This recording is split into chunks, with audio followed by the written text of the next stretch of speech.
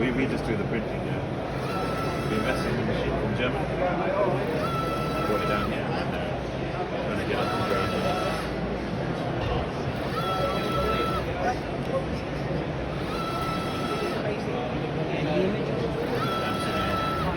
No restriction on the colours.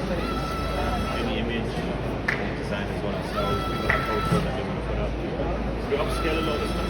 You know when you put it on bigger print, you want to be pixelated or blocky. So we've got some software that we invested in, upscale it on the resolution and stuff, much higher, so you can clean up in print.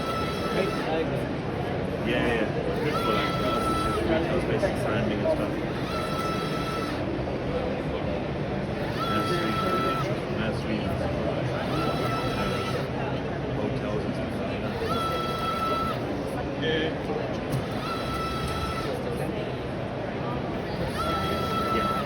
So the maximum on the bars we could go 40.